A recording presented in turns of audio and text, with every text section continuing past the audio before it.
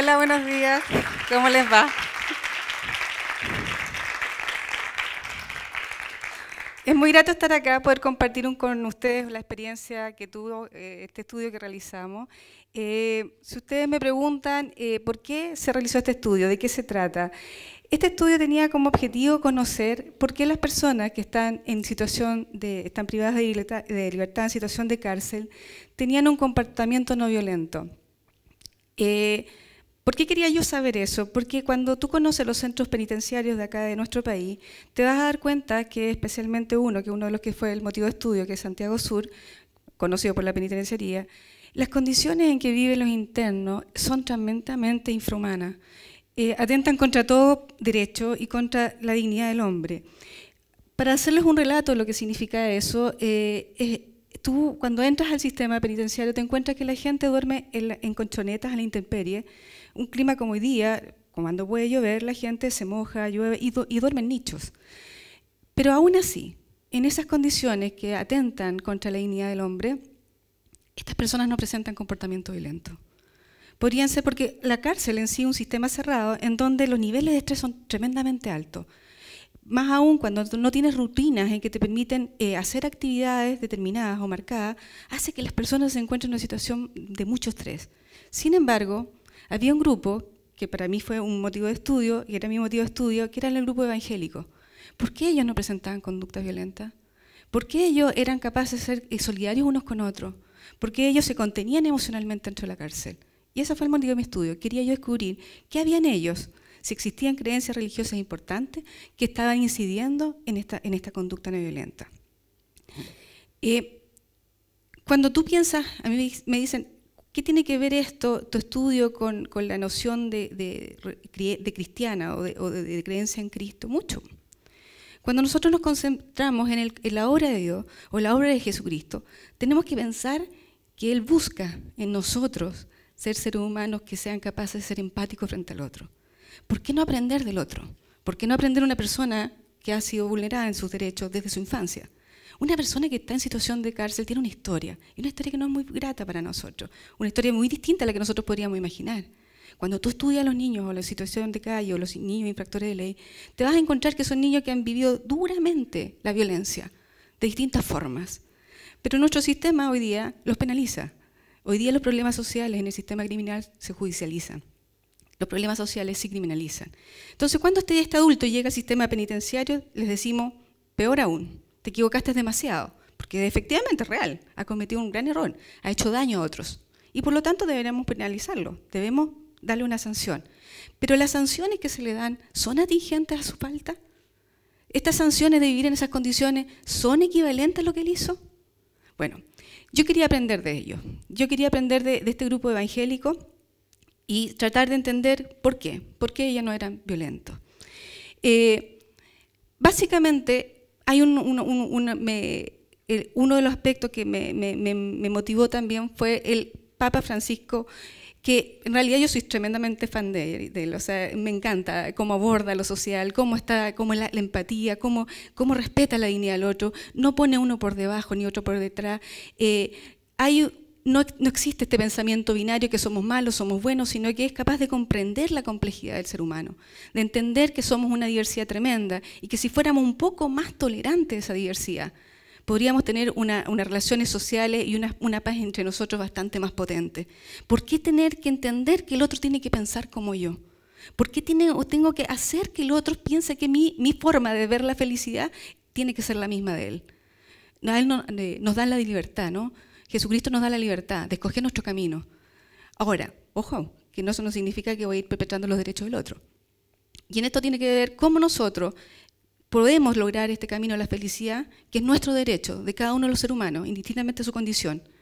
Y en este derecho, yo no perpetro los derechos del otro.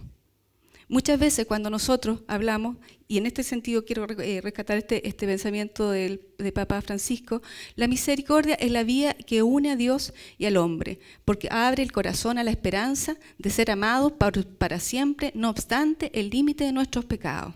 Era importante eso, darte cuenta que todos los seres humanos merecemos ser amados. Y por lo tanto, ¿qué yo podía aprender de los evangélicos? Mucho aprendí. me di cuenta que, primero que nada, ellos necesitan esa condición. Muchos de los profesionales, porque antes de poder investigar me reuní con todos los trabajadores sociales, el grupo de psicólogos, también estuve hablando con los distintos gendarmes y pastores, incluso tuve una entrevista con el obispo evangélico para un poco conocer por qué en este sistema su comportamiento no era violento. Y me di cuenta que había efectivamente un grupo importante de personas que lo hacían netamente instrumental, o sea, se unían al grupo evangélico para estar escapando de esta condición de cárcel. Hay textos textuales de gente que me decía, yo sé que aquí puedo morir, y ellos manejan la compulsión de muerte, y no solamente la compulsión, que es la idea de muerte, sino que la evidencia de la muerte a diario. Entonces yo me decía, yo sé que puedo aquí morir, pero veo en los evangélicos una forma de resguardo. Entonces muchos me decían, entonces están instrumentalizando la religión. Sí, pero ¿qué había en común en ello? Los evangélicos daban la posibilidad de que el grupo los apoyaba, de sentirse acompañados y lo más importante, de sentirse perdonados, ¿ya? Mi muestra también consistía en conocer al grupo de no evangélicos, pero efectivamente que también presentaban conductas no violentas. Y me encontré que en estos dos grupos existían las mismas motivaciones. El saber que hay un otro, el saber que te perdonan, el saber que te aceptan. El día de mañana, este sujeto, lo más probable es que vuelva, la incidencia que tiene, la reincidencia no es baja, ¿me entienden? Pero en este contexto se sienten acompañados y contenidos. ¿Cuál es el aprendizaje para nosotros los cristianos? ¿Cómo nosotros podemos generar condiciones? O sea, cuando yo les digo, ¿cómo transfiero este conocimiento al sistema carcelario? Les digo, mira, estas personas reducen los niveles de estrés porque están con actividades todo el día. Talleres que ellos mismos crean, se acompañan mutuamente, tienen rituales de oraciones, oran todo el día, algunos de ellos tienen horario, pero básicamente tú me vas a decir, pero bueno, están todo el día ocupados. Efectivamente. Y eso reduce los efectos de prisionización. El tener una persona ocupada logra manejar los niveles y reducir los niveles de estrés. Y eso es un aprendizaje. ¿Por qué hoy día las cárceles nuestras, el sistema penitenciario adulto, por qué no reúne esas condiciones y que sabemos que un sistema de prisiones tiene que tener esa condición? ¿Por qué no tenemos aún todavía estos recursos, no nos llegan a estos grupos humanos? ¿Por qué todavía están esas condiciones infrahumanas? En el sistema... Mira, dormir en la intemperie, que es como estar en situación de calle, incluso peor, pero también las condiciones son insalubres. Tú cuando entras a las calles, que ellos llaman o módulos, el odor, porque no es olor, es hedor, se les entrega un fondo con comida, en donde cada uno se reparte condiciones higiénicas que no te las voy a explicar. Entonces, ¿qué pasa con nosotros? ¿Así queremos sancionar el delito nosotros en nuestro país? ¿Ese es el objetivo nuestro? Claro que me enrabia, pues a mí también me han entrado a robar 2 veces a mi casa. O sea, me enrabia, me enoja, me frustra, me asusta. A todos nos asusta. Pero ¿qué hay detrás de esta conducta? ¿Ah? ¿Qué pasó con este chico? ¿Por qué este chico ve en esa conducta una gratificación inmediata y no ve los resultados en un futuro? Fue expulsado al colegio, chiquillo. Llegaron promedio tercero, octavo básico. Cuando repitió por tercera vez ya no quiso ir más al colegio porque tenía que sentarse con niños más pequeños. Y él sabía más, o sea, era más grande, debía saber más, pero no podía. Los padres no ponían a apoyarlos pedagógicamente. Hoy día, ustedes saben el nivel de exigencia académico que hay hoy en día. ¿Y cómo tú vas a hacer que los padres apoyen pedagógicamente si están, por cuánto tiempo desplazados, no han llegado ni siquiera a cumplir el octavo básico? ¿Qué desventaja tienen ellos? Y aún así le sumas la violencia y un barrio vulnerable. Pero tú le dices a ese sujeto, no puedes fallar. Tienes que lograr hacerlo. Tienes que ir a la universidad. Porque es la única forma que salgas de la pobreza. ¿Cuántos años de estudio no significa la universidad? ¿Después de cuánto? 18, 23 años, 24 años le voy a decir, lo lograste, acá eres pertenece. No estoy diciendo que no sea un camino legítimo, no estoy diciendo que ese sea, pero ¿cómo corren ellos en relación a los otros? ¿Cómo van saldando la violencia? ¿Cómo van saldando el no poder rendir académicamente? ¿Cómo van saldando ese comportamiento, esa conducta que le está diciendo el profesor todo el rato, mírame, mírame, mírame, mírame, y son tremendamente hiperactivos? Y lo único ¿por qué? Porque no lo miran en ninguna parte. Entonces llega al colegio que lo único que quieren es sacarlo del aula porque molesta todo el rato. Esas son las ventajas, y con esas son las desventajas que ellos compiten con nosotros. Y cuando llegan allá a cometer, y cuando ya se ha cronificado la conducta, nosotros penalizamos, y penalizamos fuertemente. ¿Se entiende? hay problemas sociales importantes. Nos invita a nosotros, cuando yo les digo participar en estos estudios, los invito a ustedes. Todos tenemos una responsabilidad con el otro. Mi felicidad también es tan importante como la felicidad del otro.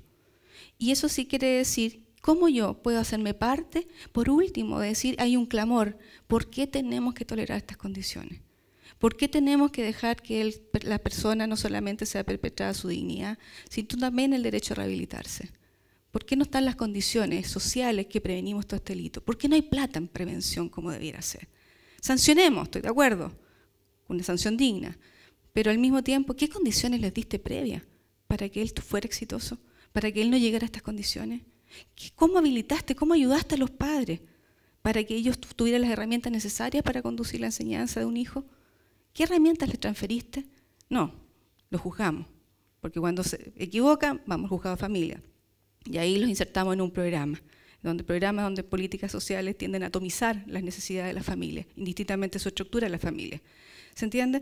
Bueno, esa es mi experiencia, la quería compartir con ustedes, así que muchas gracias por estar aquí conmigo y compartir y escuchar lo que les tenía que contar hoy.